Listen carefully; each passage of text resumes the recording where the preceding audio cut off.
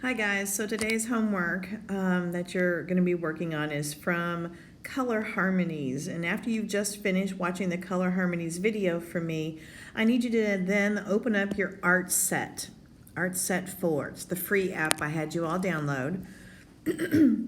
And notice how I've broken the page up into 3 individual sections.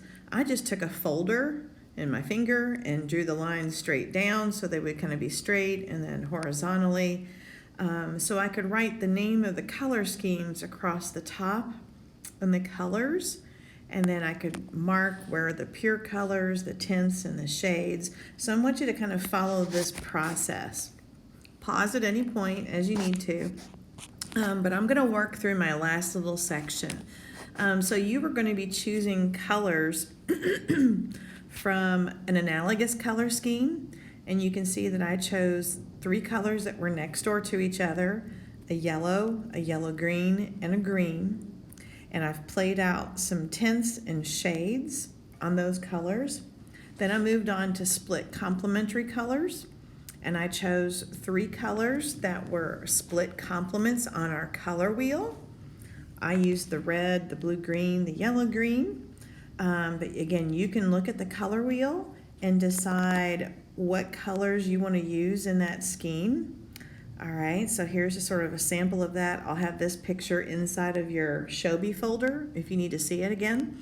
And then there are little helpful kind of suggestion reminders of what a triad is, analogous, and split complementary in the little black and white pictures on the corners, if you need to kind of flash back to that. So the last section I have to do is a triad.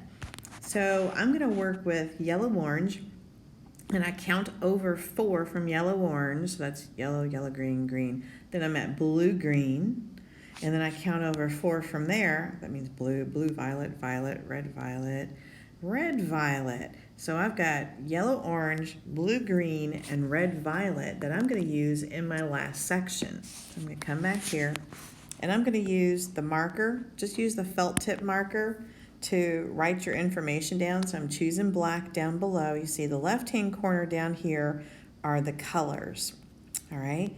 The middle section here chooses your different tools, and we're going to go back and forth between the oil paint and the marker. Okay. This is the eraser down here if you need it to kind of go back on things. Okay, so I'm going to go back to my felt marker here, and I'm going to write down triad.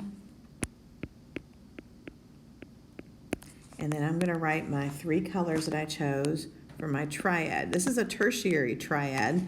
And a reminder, the instructions tell you not to use primary triad colors. So you can use secondary or any of the tertiary triads that you would like, just not the primaries for this. All right, so I have my yellow, orange, blue, green, and red, violet. I'm going to break this up in the middle here. So I'll have my tints going down this direction. I'll have shades. All right, I'm almost set.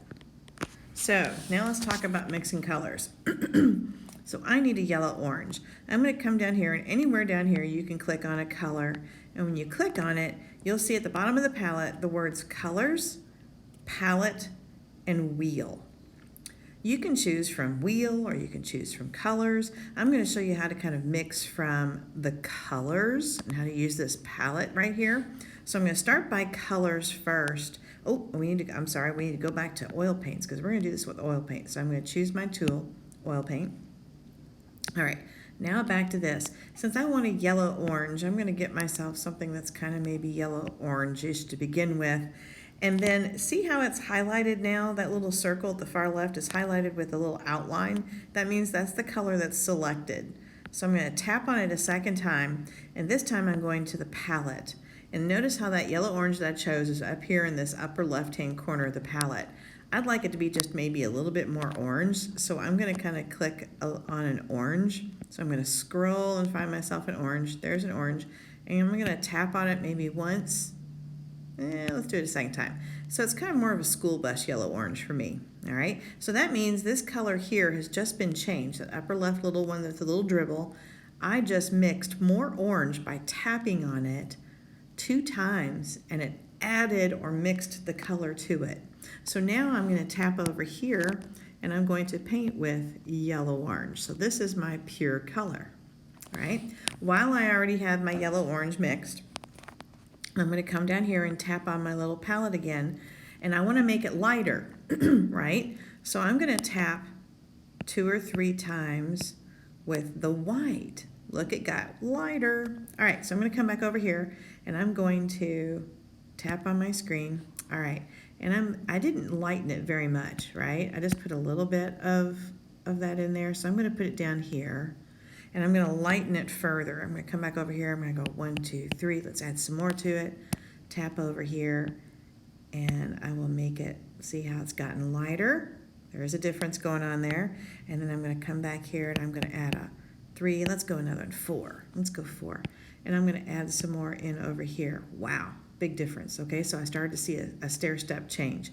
Now, I'm going to go back to looking to get myself my yellow-orange again. So I need my original. So remember, I started here, and I came back, and I found myself an orange, and if I recall correctly, I tapped on it 2 more times to get it that yellow-orange.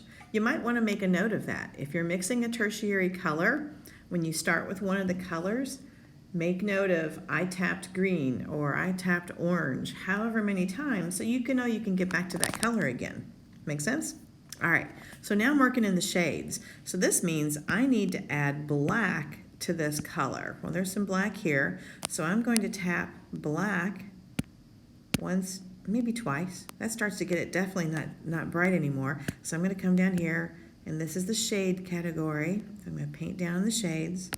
Going to come back, maybe add 2 or 3 more here. Oh, it's starting to get more brown now. It has that orange in it, which is what's making it kind of go brown. All right, I'm going to come back again. Going to add 2 more. Yeah, let's go 3 more. And so I can see a definite difference going on. You want to make sure that you've got a difference between your colors. If it's not, tap it some more, or do the little back arrow that's down here in the bottom right-hand side with the little back arrows in a curve. You can always go back. You can always use your eraser tool and erase something.